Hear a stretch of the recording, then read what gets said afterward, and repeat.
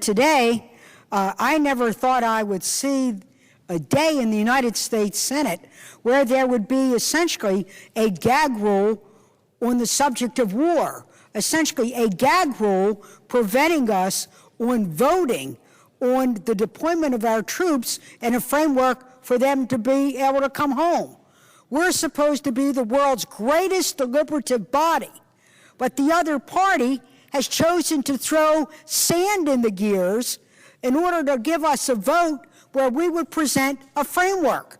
The previous speaker has talked that we Democrats present a strategy du jour on the war, when I challenge that statement and say it is the White House that gives us strategy du jour, strategy of the week, always changing goals. When the war was originally voted for, it was to get rid of Saddam Hussein and get rid of weapons of mass destruction. Saddam's gone. There were no weapons of mass destruction. If that was the goal of the war, come back home. Then it was to create democracy in Iraq. Now it's to secure Baghdad. Well, it's a goal and a strategy du jour. So we've got to come up with the right kind of framework. But we also need to be able to offer our votes. 47 times this year, the Republican minority has threatened a filibuster on a variety of bills that we want to bring up on both domestic and foreign policy. 47 times they've threatened this, and now they've gone too far. Now the other party refuses to give us a vote on the most important issue that we face, the war in Iraq and the deployment of our troops. Now our president talks about building a democratic Iraq.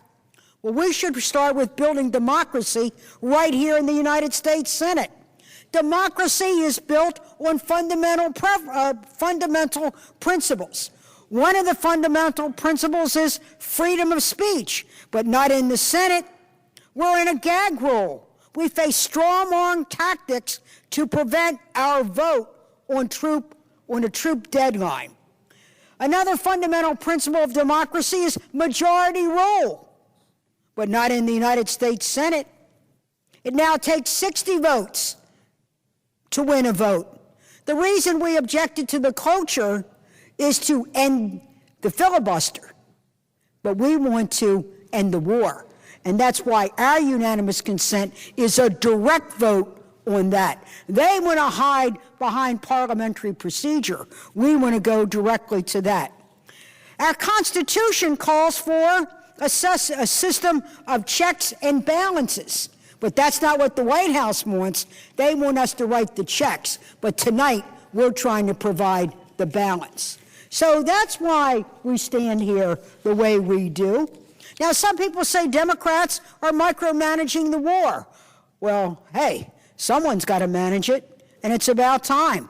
For the last 5 years, Congress has been under the rule of the other party. It's been a rubber stamp for the Bush administration. The results have been devastating to our military, to America's standing in the world, to the Iraqi people. We had troops sent to battle with inadequate protection and no plan for victory. We had modest international support, and now that's dwindling. Our former Secretary of Defense was imperious and turned a blind eye to cronyism and corruption at every level of the reconstruction. You know what? It is time for someone to manage the war, and we're ready to do it. We're ready to lead. We just need to have our vote. Now, it's time to stop talking, and it's time for action. And it's time for the Senate to have their say and their day on an actual vote. This isn't about theater, and it's not about polls, and it's not about politics. It's about the will of the American people. It's about honoring the democratic principles. It's about doing the job we were elected to do. Now, I support the bipartisan amendment of Levin and Reid and Hagel and other Republicans because it begins the process of bringing our troops home. But it not only brings them home, it brings them home safely and swiftly. The Iraqis must understand the future of their nation is now in their hands. And our troops have to understand that the Congress is with them and we want to be with them while they're on the battlefield and when they come home. But we believe the best way to support our troops is to create a framework to bring them home swiftly and safely. Now, there are those who want to talk about alternatives. There are those who are blocking a vote on this amendment saying it's too soon to withdraw. They've suddenly discovered the recommendations of the Iraq Study Group, something that I supported 7 months ago, 210 days ago. 210 days ago, the Iraq Study Group gave us a framework. They called it a way forward. They had 79 recommendations. I stood on this floor and said, out of the 79, certainly there were 60 we could agree with. Let's have a meeting, let's pick our favorite 60, and let's start moving forward on a military solution, a political solution, a diplomatic solution, but a solution it would be. It was dismissed. It was dismissed by the other party on the other side of the aisle, and it seems like a wall sometime, and it was dismissed by the President of the United States. So now, all of a sudden, we have found the Iraq Study Group. 7 months ago, that Iraq Study Group did call for diplomatic and political efforts. Well, I think we should do that, and I also think that's included in the spirit and substance of Levin, Reed, Hagel, Snow, and others. Now is the day that we should refocus our mission in Iraq and also follow that path forward that was recommended and have our troops home by April 1st, 2008. We know that the Levin, Reed, Hagel et al. Amendment directs the Secretary of Defense to begin reducing the number of U.S. forces in Iraq no later than 120 days, to begin those important diplomatic, political, and strategies to be able to do that.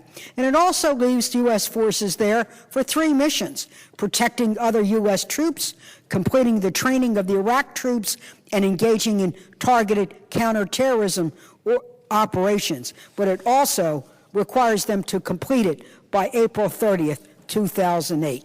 This is what I advocate. Now, I'm not new to this position. I never wanted to go to war in the first place. You see, I read all those intelligence reports, and I never believed that the president should be granted unilateral authority to engage in a war where there was no imminent threat to the United States of America. I was one of 23. 4 years ago, on October 11th, I opposed the president giving this authority and asked that we exhaust our diplomatic options, asked us to stick with the UN. And I said, I'm just so concerned that I don't know if our troops will be met with a parade or a landmine.